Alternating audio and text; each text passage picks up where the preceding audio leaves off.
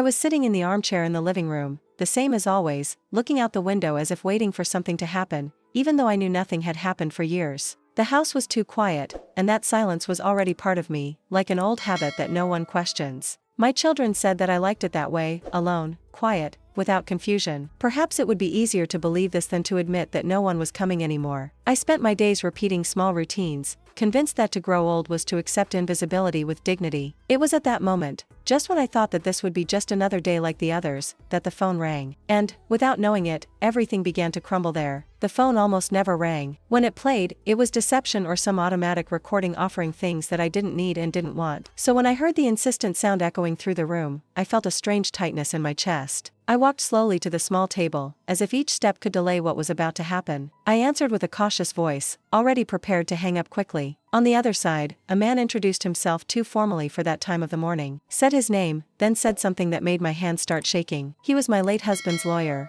and he wanted to talk to me personally, urgently. It had been years since anyone mentioned my husband's name so seriously. He had died, left papers, memories, and a life that I believed I knew entirely. The lawyer explained that a pending matter had arisen related to the will, something that had never been properly clarified. He used careful words, as if he chose each syllable so as not to scare me, but it was too late. My heart was beating too fast, and I felt that this call was not a simple bureaucratic detail. I asked if there were any errors, if they could not be solved over the phone. He replied that he did not. He said that I needed to appear in person at the registry office. As he spoke, my mind began to race along ancient paths, memories that I thought were buried. I thought about my children, the way they always took over everything after their father died. The finances, the documents, the decisions. They said it was for my good, that I had lived too long to worry about these things. I never questioned it. Maybe because of tiredness, maybe because I trust too much. The lawyer mentioned a complimentary reading of the will, something that sounded strange and late to me. I asked why this was happening now. He replied only that a name had come up, a name that needed to be officially read. When I hung up the phone, I stood in the middle of the room, holding the device as if it could give me answers.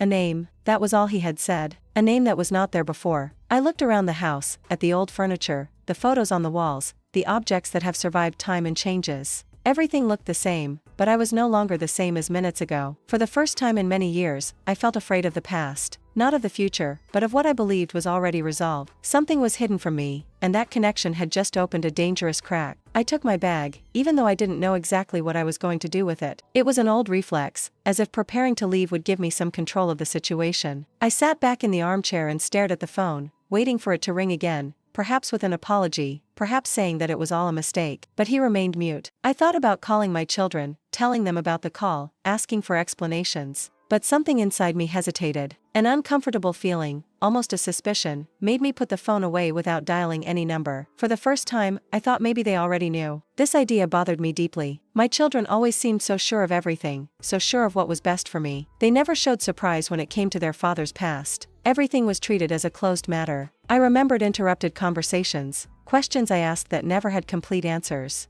At the time, I accepted silence as care. Now, he seemed heavier, more calculated. If that name existed, someone knew about it. And suddenly, I began to wonder if my loneliness hadn't just been convenience to everyone around me. I got up slowly and went to the bedroom. I opened the drawer where I kept old documents, letters, things that no one else cared to look at. I ran my fingers through yellowed papers, trying to find something out of place. I didn't find anything, but I did find a strange feeling, that my life had been carefully edited, and I only had access to the parts that they decided to show me. I closed the drawer tightly, feeling a mixture of anger and shame. Anger for distrust, shame for perhaps having been too naive during all those years. I went back to the living room and sat down again. I took a deep breath, trying to calm down. I told myself that there was no point in suffering before my time. Maybe it was something simple, an old mistake, a forgotten signature. But the word urgency kept popping into my head. Nor the restrained tone of the lawyer, nor the way he avoided giving me any details. Something was about to be revealed, and I felt that this revelation was anything but simple. It came loaded with a past, with choices that were not mine,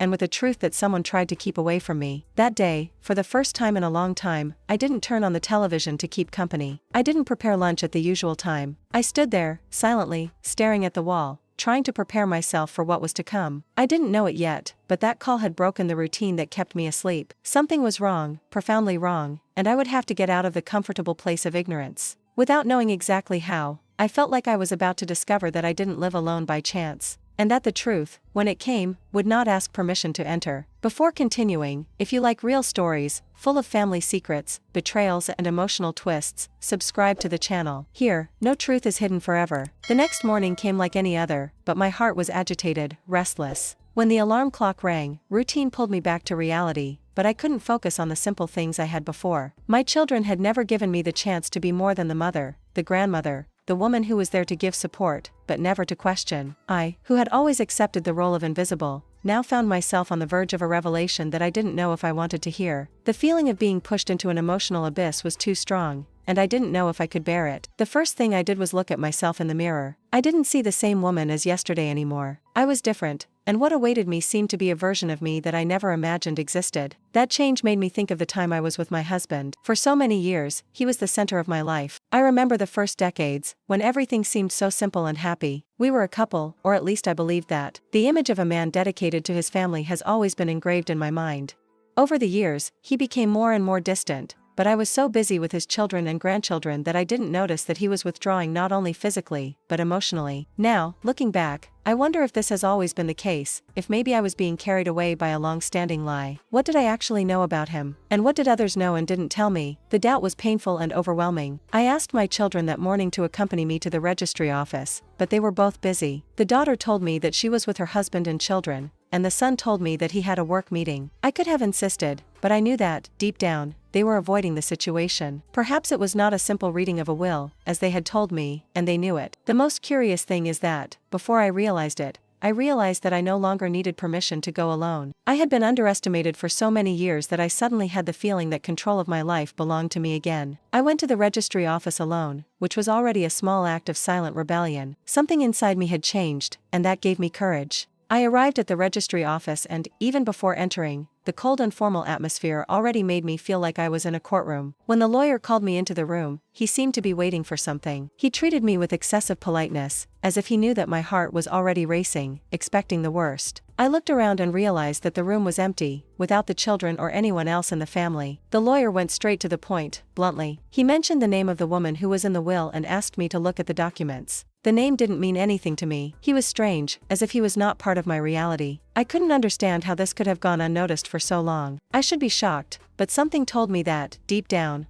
all this was already being stored somewhere in my memory, as a fragmented and distant memory. The lawyer did not explain many details, but he made a point of giving me copies of some documents that he said were vital to clarify the situation. Everything was there, in the form of cold papers, full of formalities and legal terms. The woman's name was on every page, as a cruel reminder that something was happening out of my sight. I asked why this was only being revealed now, and the lawyer explained that it was a legal requirement, something that needed to be formalized. I knew he was omitting more information, but I just listened in silence. What more could be said? It was already clear that, once again, something was escaping me, something that I should have seen and that was now confronting me in a brutal way. I looked at the documents and saw my husband's signature, the same as always, but with something strange, something distant. When I left the registry office, the world seemed different. The house, the street, the whole neighborhood seemed distant from me, as if it were a strange place. I returned home not knowing exactly what to do with the weight of the revelation. The children had not yet appeared, but I knew that later they would come to question what I had discovered. It would not be easy to tell the truth. I didn't know if I could explain what I felt. Instead of looking for them, I decided to sit in the room and start reading the documents again. I needed to understand every word, every detail that escaped me. I wondered all the time what it would be like to face that. How could he continue to live in a house that no longer had the same foundations as before? Every sentence on the papers seemed to be a piece of a painful truth,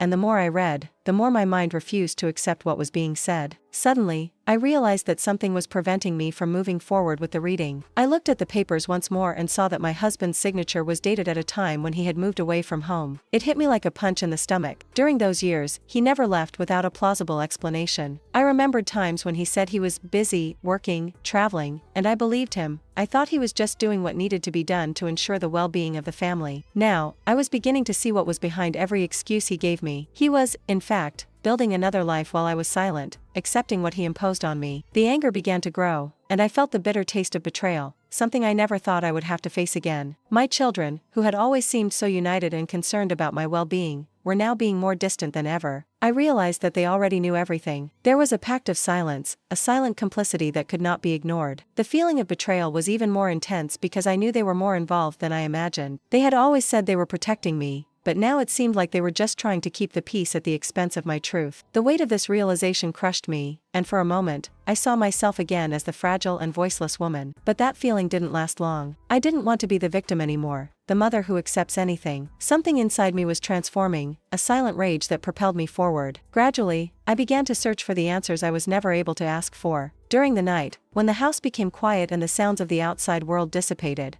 I rummaged through all the files, the boxes of documents, the letters. The clues were there, between the lines of a life that had been sold to me as perfect, but which now revealed itself to be full of flaws, mistakes and omissions. I found more papers, more evidence that my husband had been more than I knew. He had a story that I wasn't a part of, and the kids had decided I didn't need to know about it. They kept me in ignorance for so long, thinking that this was the best for me. Anger consumed me, but it also aroused me. I could no longer continue to be that submissive woman who accepted everything without question. Something was changing inside me, and I didn't know where this transformation would take me. Before going to sleep, I looked once more at the papers I found, and with them, a decision formed within me. I didn't know what to do with all that, but I knew I couldn't go on living as if nothing had happened. Something had broken in me, and I couldn't ignore it. What I did with my life from then on depended only on me. I would no longer be the invisible woman who would accept whatever was imposed on me. The truth was there, naked and raw, and it was impossible to go back. She was willing to find out everything, at any cost. I entered the registry office feeling my legs weak, as if each step demanded more from me than I had to give. The smell of old paper and waxed wood brought me a strange feeling of a stuck past, of things that never change, even when they should. I sat down in the hard chair in the meeting room and rested the bag on my lap, holding it as if it were a shield. The lawyer entered soon after, accompanied by my children. None of them looked me in the eye. That hurt more than I expected. It was as if everyone knew something I was about to hear, and that collective silence was the cruelest confirmation that I was the last to know. The lawyer began to speak in a neutral voice, trained not to show emotion. He explained that complimentary reading was necessary due to a legal requirement,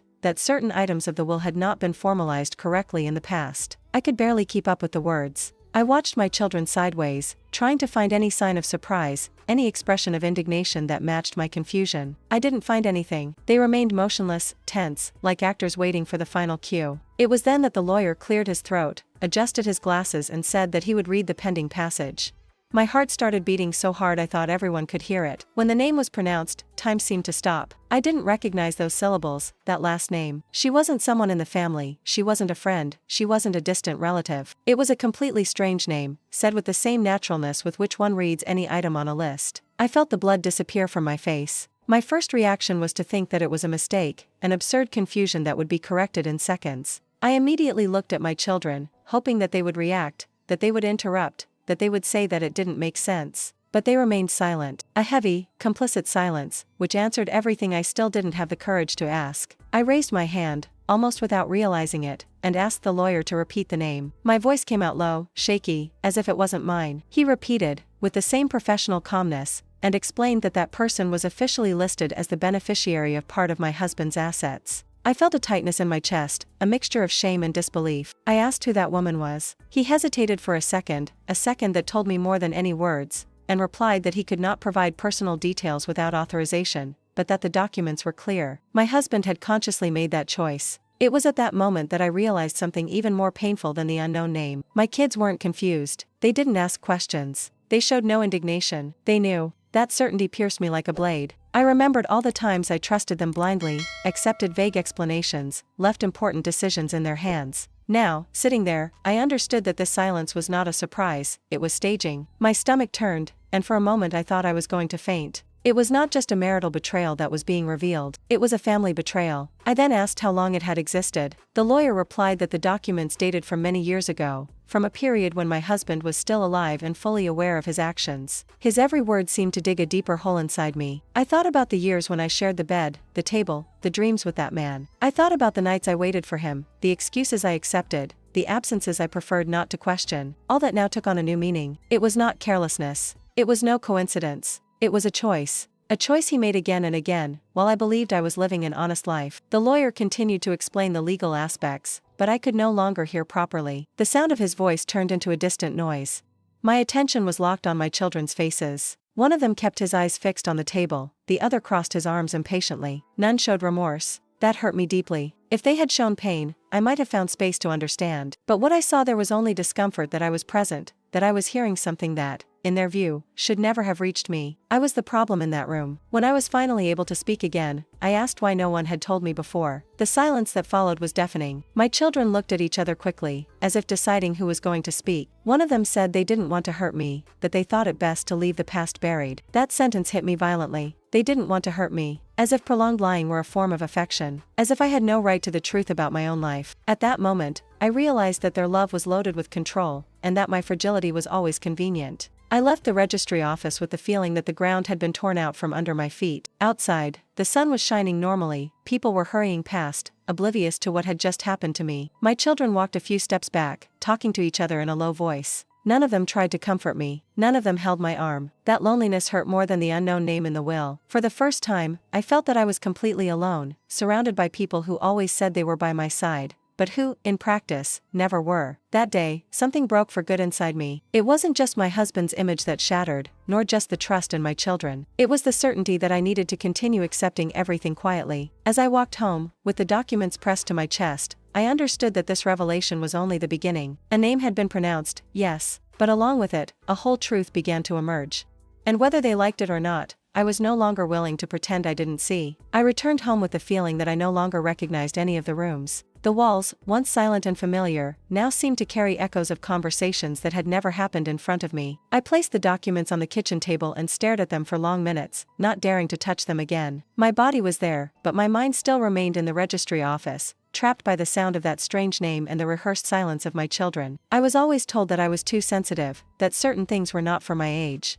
At that moment, I realized that this narrative had been constructed to keep me small, quiet, obedient, and it hurt to admit how much I accepted it without question. It didn't take long for the first of my children to show up. He entered the house without knocking, as he always did, with that air of someone who is in control of the situation. He asked if I was okay, but his eyes didn't look for mine. I answered yes, out of reflex, as I have done all my life. He started talking about practical matters, about solving pending issues, about not letting it become a bigger problem. That choice of words bothered me deeply. Bigger problem for whom? For me? Or for them? As he spoke, I realized that there was no intention to explain anything to me, only to end the matter as soon as possible. I then asked him since when he knew. The question came out firmer than I expected. He stopped talking for a second, took a deep breath and replied that it didn't matter anymore. I said it was the past, that messing with it would only bring me suffering. The way he tried to decide what I should or shouldn't feel made me boil inside. I wasn't asking permission to suffer, I was demanding the truth. I insisted. He looked away, ran his hand over his face, and finally admitted that he had known for many years. That confirmation fell on me like a physical weight, hard to bear. Soon after, my daughter arrived. Unlike her brother, she kept her distance, sat on the edge of her chair and crossed her legs stiffly. He said he didn't want to argue, that it would only bring more pain. I looked at both of them and wondered when I had lost the right to be treated as an adult. They talked to me as if I were a child about to throw a tantrum,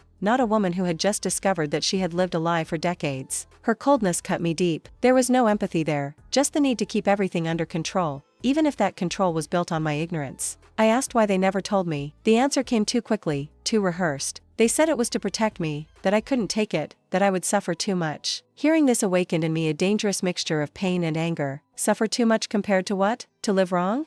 To be treated as incapable of dealing with life itself? I realized that, in their logic, my pain was acceptable as long as it was silent. As long as it didn't get in the way of plans, inheritance, the appearance of the correct family in front of others. The conversation began to become tense. Voices were raised, and for the first time in many years, I didn't lower my head. I said I had the right to know, that story was about my life. My son responded impatiently, saying that I was dramatizing, that it didn't change anything now. That sentence was the last straw.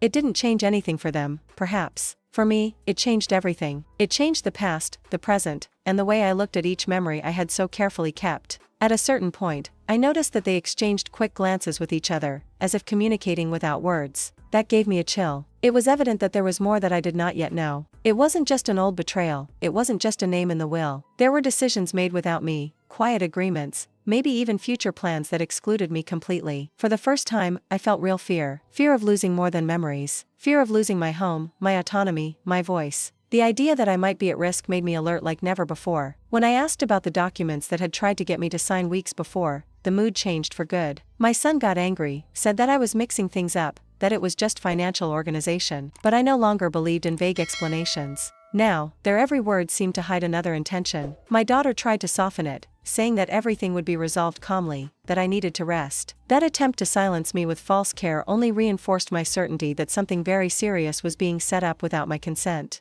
The conversation ended without resolution. They left saying they would come back another day to talk better. I was alone in the living room, feeling the weight of the house fall on me. The silence, which had previously been just loneliness, now became threatening. I sat down slowly and took a deep breath, trying to organize my thoughts. For the first time, I understood that I could no longer blindly trust even my children. This realization broke my heart, but it also ignited something new inside me. An urgent need to protect myself, to understand exactly what was happening and not to allow them to decide everything for me again. That night, I hardly slept. Each memory was accompanied by a new doubt. Each old gesture gained a different meaning. I knew that this was just the beginning of something much bigger. The looks that avoided the truth said more than any confession. They were hiding something, and now I was sure of it. For the first time in a long time, I made a silent promise to myself. No matter how hard they tried to convince me otherwise, I would no longer be silent. I would no longer be invisible. If there were more truths buried, I would dig them up, one by one. I woke up that morning with a heavy feeling in my chest, as if something was about to be ripped from me. The house was quiet, but it wasn't the quiet silence it had been before. It was an attentive, almost vigilant silence. I walked through the room slowly, running my hand over the furniture, the walls, as if I needed to reaffirm that all that was still mine. That house wasn't just a place where I lived. It was the space where I raised my children, where I cried losses, where I endured absences and swallowed doubts.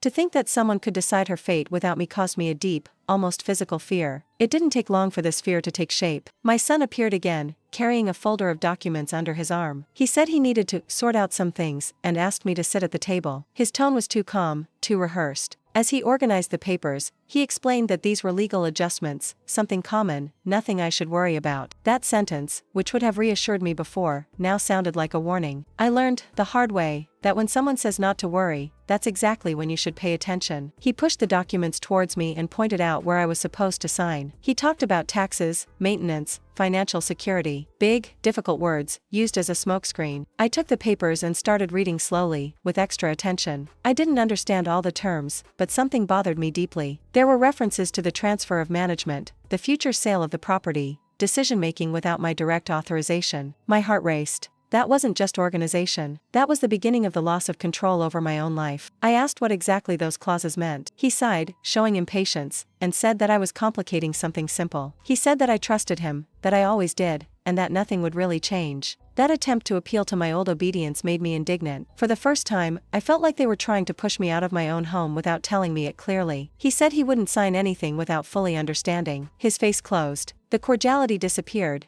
giving way to a tension that we had never experienced before. My daughter appeared soon after, as if she had been called to reinforce the speech. She sat next to me and placed her hand on mine, in a gesture that would have comforted me sooner. I said that it was for my good, that I no longer had to worry about these things. He spoke of rest, tranquility, making life easier. Hearing this gave me a shiver. Make life easier for whom?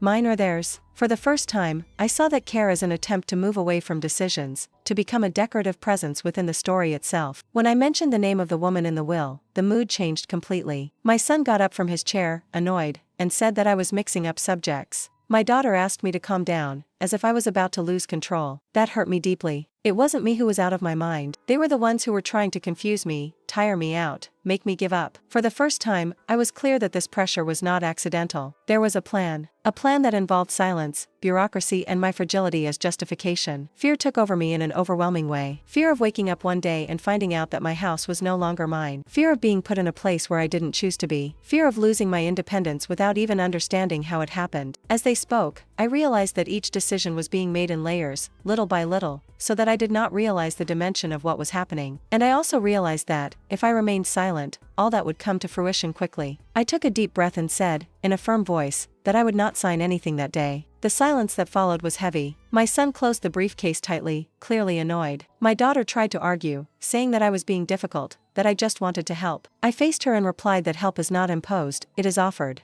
Those words seemed to disconcert them. Maybe they weren't used to hearing me talk like that. For the first time, I felt that I had broken an old pattern, even though I didn't know exactly what the consequences would be. They left shortly after, visibly upset. I was alone in the living room, with trembling hands and my heart racing. I sat down slowly and felt a confused mixture of fear and pride. Fear of what could come next, but pride for not having given in. I knew that wasn't the end of the pressure. On the contrary, I had the feeling that this was just the first move of something bigger, more aggressive. But I also knew that if I had signed those papers, I would have lost more than one house. I would have lost myself. That night, I walked through the house in silence, turning off the lights, closing the doors, as I always did. But each gesture now carried a new meaning. I was defending that space not only as a property, but as a symbol of my autonomy. I finally understood that this was not just a betrayal of the past, but a concrete threat in the present. And for the first time in many years, I did something different. I started planning how to protect myself, how to seek help, how to make sure no one else decided for me. The woman who had always accepted was slowly starting to react.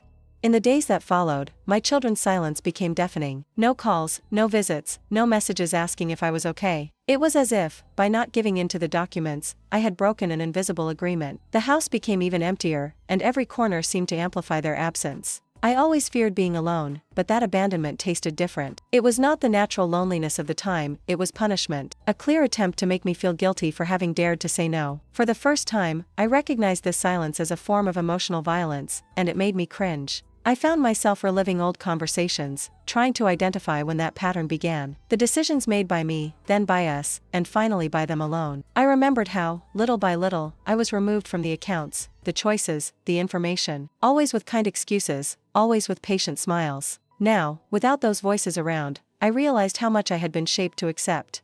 Not out of explicit malice, but out of convenience. And that hurt more than a direct confrontation. Because silence does not allow a response, it does not allow defense, it only corrodes. On a particularly heavy afternoon, I decided to go out for a walk around the neighborhood. He needed to feel that the world still existed beyond those walls. I greeted some neighbors, exchanged quick words, but felt curious looks rest on me. The news, somehow, already seemed to circulate. I was always seen as the quiet, discreet, almost erased widow. Now, I felt that something had changed in the way they watched me. Maybe it was paranoia, maybe it was intuition, but I knew that my reputation, built on silence, was also at risk. And that gave me a new, broader, more social fear. It was on this walk that I met my neighbor, a woman I had always observed from afar, attentive to everything, without ever getting too involved. She greeted me with a different, worried look and asked if I was okay. I hesitated before answering. Something about that genuine interest disarmed me. I ended up saying more than I intended, blurting out that there were problems with my children and documents. She didn't interrupt me, he just listened. When I finished, I said something simple, but that echoed inside me. That doesn't feel right. For the first time, someone validated my distrust. We sat on the bench in the square and talked for long minutes. I told him about the will, about the unknown name, about the pressure to sign papers. She frowned, clearly annoyed. He said that he had seen similar stories, that it sounded like financial abuse disguised as care. Hearing these words gave me a shock. I had never thought of it that way. Abuse was too strong a word to associate with my children, but at the same time, it made sense. For the first time, I seriously considered that I wasn't exaggerating or being dramatic. I was being pushed out of the decisions of my own life. I returned home with a full head and a racing heart. I spent the whole afternoon reflecting on that conversation. The silences of my children, the vague explanations, the rush to solve everything without me. Everything started to fall into place uncomfortably. I realized that they counted on my tiredness, on my age, on my fear of conflict. They said that I would retreat to keep the false peace. This realization made me sad, but also strangely lucid. For the first time, I was able to see the situation without the veil of unconditional love that I have always used to justify everything. In the evening, I sat down at the kitchen table and began to write down everything I remembered. Dates, conversations, documents, strange attitudes. I was never one to write, but I felt that I needed to record, organize, give shape to chaos. That brought me an unexpected sense of control. Every word written was a step out of the confusion. For the first time, I wasn't just reacting, I was thinking strategically. And this internal change, although subtle, was profound. I no longer felt just hurt. I was starting to feel alert. The phone rang that night, breaking the silence I was already beginning to master. It was my daughter. His voice was softer than in the previous days, almost conciliatory. She said that I needed to rest, that she was worried about me, that she didn't want to see me like this. Hearing that made me realize the emotional game being resumed. The worry was always accompanied by an attempt to slow me down, to make me doubt myself. I replied calmly, saying that I was fine and that I needed time. On the other side, there was an uncomfortable pause. I knew that this answer was not what she expected. After hanging up, I felt a mixture of sadness and strength. Sadness for realizing that even care was loaded with control. Strength for being able to recognize this without falling apart. The silences continued, but now I no longer interpreted them as pure abandonment. They were strategy, and strategies can be faced. For the first time, I felt like I didn't need to scream to be heard. I needed to prepare, seek information, find allies. And this idea, once scary, began to seem possible to me. Lying in bed that night, I stared at the dark ceiling and thought about everything I had experienced so far. The screams that never happened, the avoided discussions, the accumulated silences. I understood, with painful clarity, that what had hurt me most throughout my life was not the harsh words, but the truths omitted. And I made another silent promise to myself: I would no longer allow silence to decide my fate. If I had to face looks, judgments, and ruptures, I would. The woman who accepted it quietly was staying behind, and there was no turning back. The next morning, I woke up with the feeling that something inside me no longer fit in the old place. I prepared the coffee slowly, trying to stay calm, but my mind worked nonstop. The decision I had made the night before still echoed strongly. I would no longer wait for answers that would never come spontaneously. If there were fragments of the past hidden, I would go after them, not out of revenge, but out of necessity. I needed to understand who I was, and why everyone seemed so intent on deciding this for me. I started with the simplest things. I opened old boxes stored in the back of the closet, full of photographs, letters, and documents that no one had touched in years. Each object seemed to carry a different version of my story. Photos in which my husband smiled too much, trips that he said were for work, dates that had never made much sense. At the time, I didn't question it. Today, every detail gained new weight. It was like putting together a puzzle, knowing that some pieces had been purposely hidden from me. I found postcards sent from cities where he said he had only spent a few days, but the dates stretched for weeks. There were old receipts, invoices, small hints of a parallel life carefully kept out of my reach.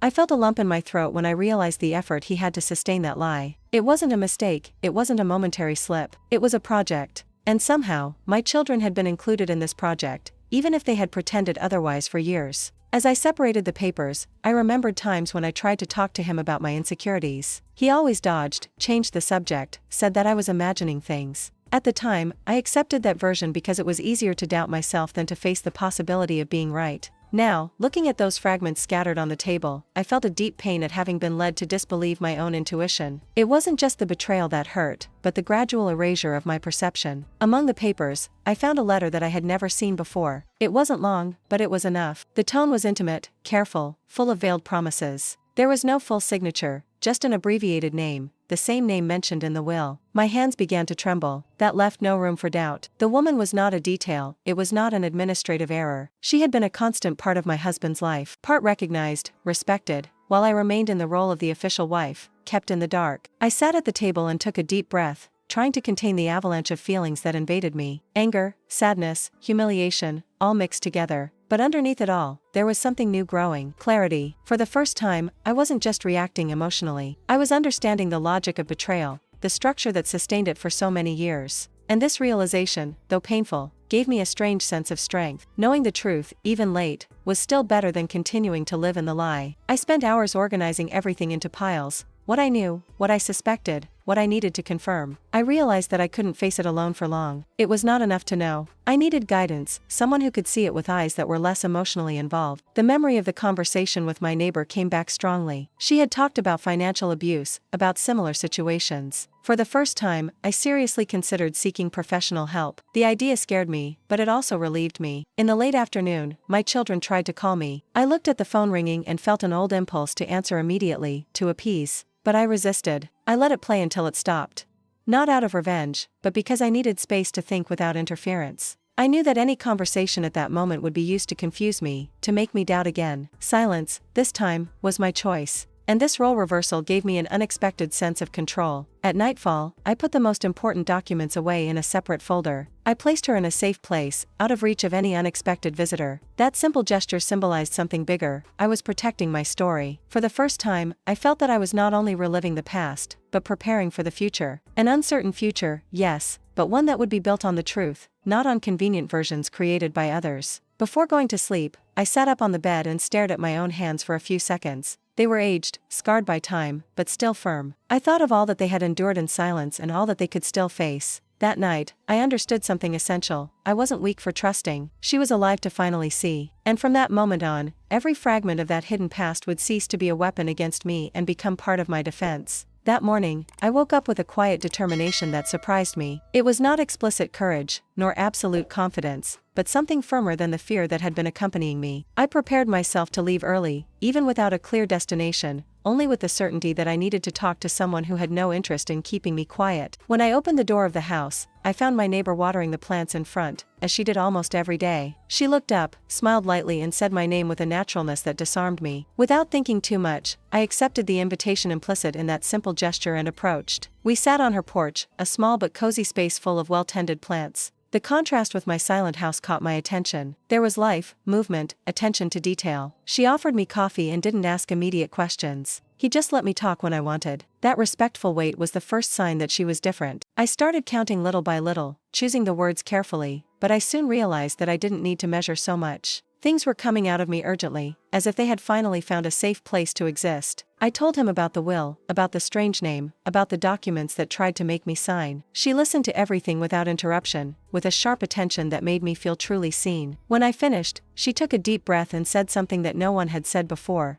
that this was not normal, that I had real reasons to be suspicious. His words were not loaded with pity, but with lucidity. He said that he had worked for many years in an accounting firm and that he recognized clear signs of financial and emotional manipulation. That hit me hard. Hearing someone name what I was experiencing brought a mixture of relief and dread. Relief for realizing that I was not exaggerating, dread for understanding the gravity of the situation. She calmly explained how cases like this began, almost always disguised as care, help, concern. He said that aging was often used as an argument to take away rights and autonomy. Each sentence of hers seemed to fit perfectly with what I had been feeling, but I couldn't formulate it. For the first time, I felt that someone was seeing the whole, not just isolated parts of my pain. She asked me if I already had a lawyer. I shook my head negatively, feeling a certain embarrassment. I have always associated lawyers with extreme conflicts, with definitive breakups. She smiled with understanding and said that seeking guidance did not mean declaring war, but protecting herself. He spoke of a lawyer specializing in elder law, someone firm, respected, who did not allow herself to be intimidated by influential families. Hearing this gave me butterflies in my stomach. The idea of taking that situation to a formal environment made everything more real, but it also gave me a concrete way out. Returning home, I walked slower than usual, digesting everything I had heard. For the first time since the beginning of everything, I didn't feel completely lost. There was a possible path, albeit a frightening one. I went into the house and sat at the table, looking at the folder of documents I had set aside the night before. For the first time, those papers seemed not just painful memories, but possible tools. The idea of turning the tide, even if discreetly, began to take shape in my mind. I spent the rest of the afternoon organizing the documents better, separating what was relevant, writing down dates and names. Each gesture was accompanied by a new sensation, focus.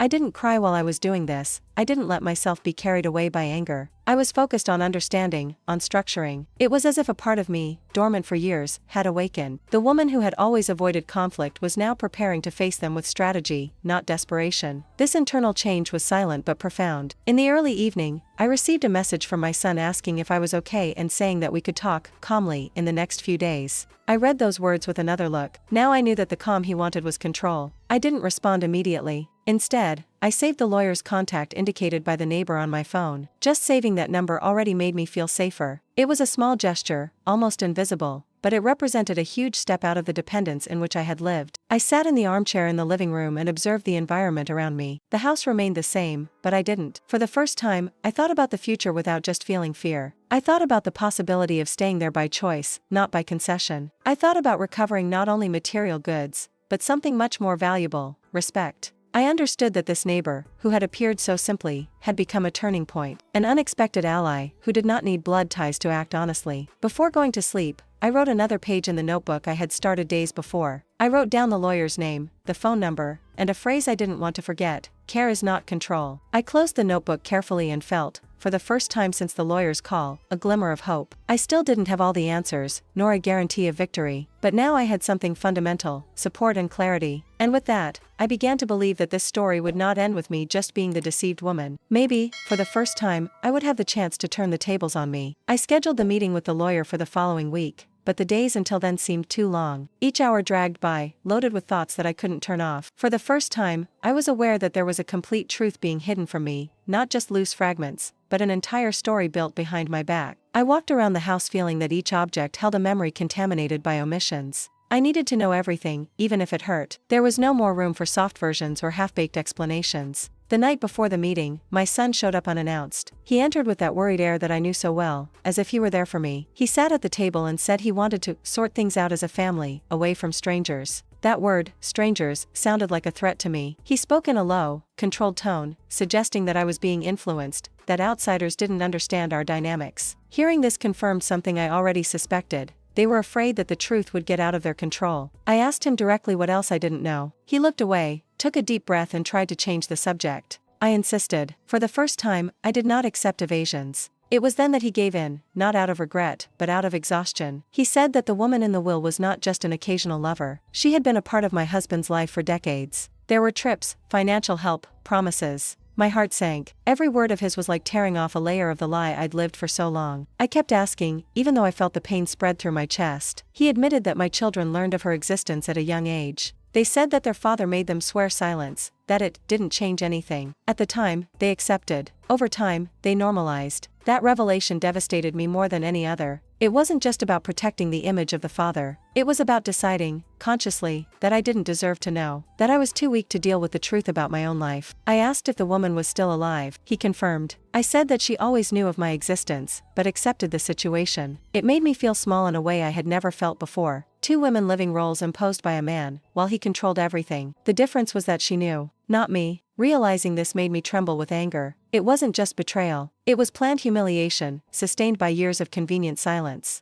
When I asked him why they tried to make me sign those documents, he tensed. He said it was to avoid future problems, to facilitate the division of assets when I was no longer there. That phrase, when I was no longer there, echoed inside me like a dark warning. I understood, at that moment, that the plan went beyond the past. They were preparing for a future without me in charge, without my voice, perhaps without my active presence. That fear that was once widespread now had a clear form. He tried to soften the conversation by saying that everything had been done with the best for everyone in mind. But I no longer heard those justifications as before. Now, every word was analyzed, weighed, confronted with the facts. I told him that hiding the truth was not protection, it was control. For the first time, he did not answer. He just looked at me in silence, as if he realized that something had definitely changed. And there was. I was no longer the mother who accepted any explanation to keep the peace. After he left, I sat alone in the room, feeling a mixture of deep pain and absolute clarity. The truth that no one wanted to tell was finally before me, raw and complete. There were no more doubts, no room for denial. Everything I experienced needed to be reinterpreted in the light of that revelation. It did, yes, but it also freed me, because now I knew exactly what I was fighting against. I took the notebook and wrote down everything I had just heard, word for word, while it was still fresh in my memory. I didn't want that conversation to be lost or distorted later. Each sentence written was a record of what they tried to hide. For the first time, I felt like I was regaining control of the narrative of my own life. It was no longer just an emotional reaction. It was preparation, strategy, consciousness. That night, before going to sleep, I thought of the woman mentioned in the will. I thought about how two lives had been manipulated from the same lie. And, for the first time, I didn't just feel like a victim. I felt awake. The truth, though devastating, had given me something I had never had before, vision. And with it came the certainty that the next step would not be silent. I was ready to confront not only my children, but the entire system of lies they built around me. If this story has already revolted or moved you so far, take the opportunity to subscribe to the channel now. Every week we bring you intense stories like this, where family secrets come to light and underrated women show their strength. And stay with me, because from here on everything changes. The next morning dawned heavy, as if the air in the house had thickened during the night. I woke up early, but I lay there for a few minutes, staring at the ceiling, mentally organizing everything I had discovered. My son's words still echoed in my head, mixed with the memories of entire years lived under a carefully constructed lie. For the first time, I didn't just feel sadness. He felt lucidity. That uncomfortable feeling of being guided, directed, controlled, finally had a name. And when something gets a name, it is no longer invisible. I prepared the coffee with mechanical, almost automatic movements, while observing every detail of the kitchen. How many decisions had I made there believing they were mine, when, in fact, they were already influenced by advice, subtle pressures, and calculated omissions? I remembered how many times I heard that it was better not to worry, that I had lived too long for these things. That was never taken care of. It was strategy, a way to keep myself out of the center, away from information, emotionally dependent on those who claimed to act out of love. I sat at the table with the notebook open and began to reread everything I had written in the last few days. Each note revealed a clear pattern, decisions made without me, truths hidden for my sake, constant attempts to hurry me into signing documents. None of this had been random. It was a well-assembled system, sustained by the idea that I was too fragile to deal with reality. Recognizing this hurt deeply, but it also sparked something new. Indignation. A calm but firm indignation that pushed me into action. When my daughter called that afternoon, I was already prepared. Her voice was sweet, almost too worried. He asked if I had slept well, if I was eating right. I replied politely, without justification. Then she suggested that I put those lawyer things aside and trust them. That sentence confirmed everything. It wasn't fear of conflict.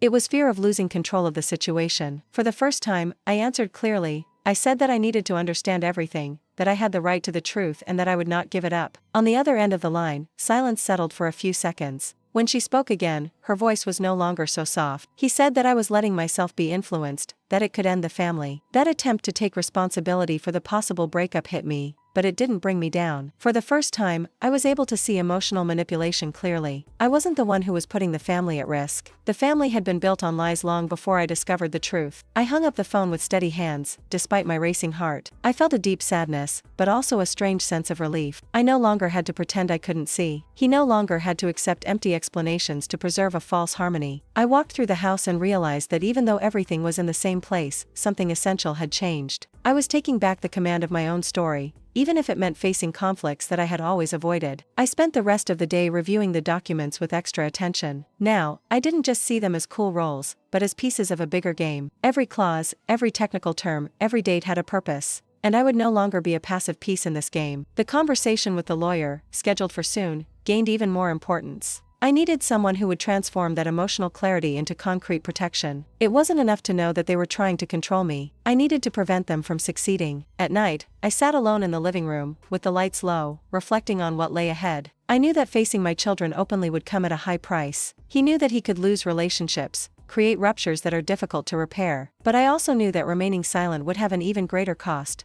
the complete erasure of who I was. For the first time, I chose myself without guilt. And this choice, although painful, gave me a strength that I had not recognized in myself for years. I remembered the neighbor's words, the way she listened to me without diminishing me. I remembered the feeling of being treated as someone capable, lucid, worthy of respect. That became my parameter. They would not accept less than that from then on. If my children wanted to be part of my life, it would have to be honest. Otherwise, I would learn to go on without them. This conclusion was not accompanied by hatred, but by maturity. Sometimes, to love is also to impose limits. That night, before going to sleep, I wrote in the notebook a simple but definitive phrase. It wasn't protection, it was control. I closed the notebook carefully, as if sealing a commitment to herself. I knew that the road ahead would be difficult, full of confrontations and tough decisions. But he also knew that there was no turning back. The woman who accepted everything to keep the peace had been left behind. In her place, someone more conscious, firmer began to emerge, someone who would no longer allow herself to be treated as incapable within her own life. I walked into the lawyer's office with my heart racing, but with a more upright posture than I used to have in situations like this. The atmosphere was sober, organized, without excesses, and that gave me an immediate feeling of seriousness. She stood up to greet me, squeezed my hand firmly and called me by name, looking straight into my eyes. That simple gesture made an unexpected impact on me. For the first time since the beginning of everything, I didn't feel treated as someone fragile or confused,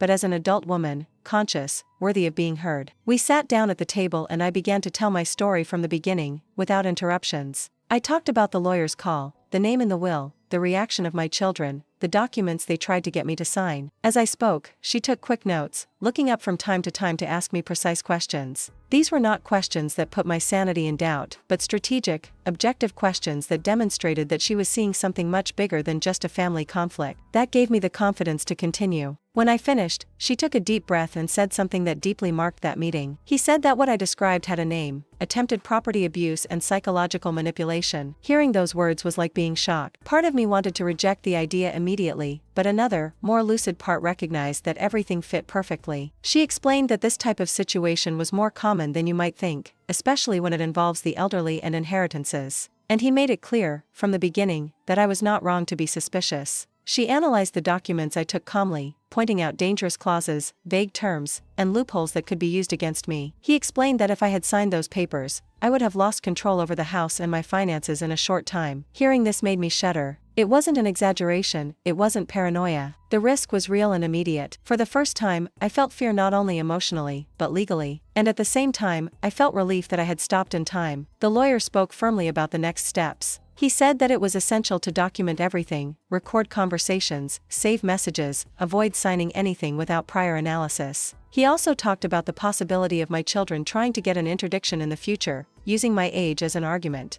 That word, interdiction, sent a chill down my spine. But she was clear: as long as I was lucid, informed and well advised, no one could simply take away my rights. Information, at that moment, became my greatest ally. She asked me if I felt safe at home. The question surprised me, but it made me reflect. I replied that yes, physically, but that emotionally I was on constant alert. She nodded and said that this state of surveillance was understandable, but it should not go on without support. He recommended that I strengthen my network outside the family, people who could testify to my lucidity and autonomy. That made me think about the neighbor, how important that unexpected support had been for me to get there. At the end of the meeting, she asked me if I was ready to face possible more direct conflicts with my children. There was no judgment in his voice, only realism. I thought for a few seconds before answering. She said she didn't want to fight, but that she wouldn't accept being manipulated anymore. She smiled slightly and said that this was exactly the posture of someone strong. Non-aggressive, non-passive, strategic. That word kept echoing in my mind. Strategic. I had never seen myself like this before. I left the office with an organized folder, full of clear guidelines, but more than that, I left with a new perception of myself. For the first time, I wasn't just reacting to the actions of others.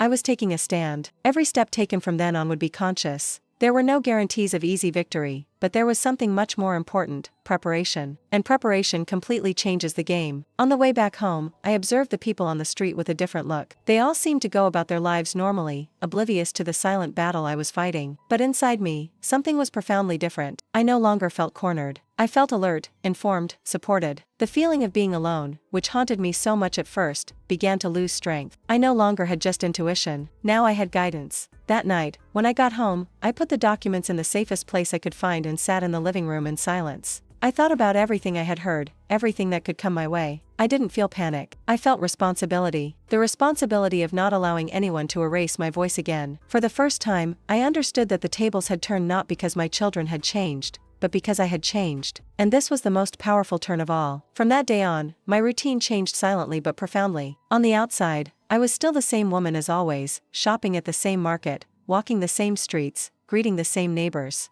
Inside, however, everything was calculation and attention. Every conversation, every message, every unexpected visit has come to be watched carefully. I no longer reacted on impulse. He thought before he spoke, measured his words, recorded everything. It wasn't coldness. It was survival. For the first time, I was playing the game with awareness. I started to write down times, dates, and content of my children's calls. I saved messages, saved audios, wrote summaries of conversations soon after they happened. At first, this seemed exaggerated, almost paranoid. But I soon understood that it was necessary. The lawyer had been clear: faulty memory does not protect anyone. Evidence, yes. And each note gave me an unexpected sense of security. I was no longer just trusting my word. I was building a timeline that no one could distort later. When my children came back to me, I noticed the immediate change in dynamics. They were more careful, more restrained. Maybe they realized that something had changed, even without knowing exactly what. My son tried to resume his authoritative tone, suggesting again that I needed to think about the future. I listened in silence, without interrupting. When he finished, I calmly replied that any decision would now go through legal guidance. His surprised look was brief but revealing. For the first time, he realized that I was no longer alone. My daughter, on the other hand, adopted a different stance. He tried to get emotionally closer, rescue memories, talk about grandchildren, happy moments. I listened, participated, but kept the boundaries clear. I didn't mix affection with practical decisions. That separation was difficult, but necessary.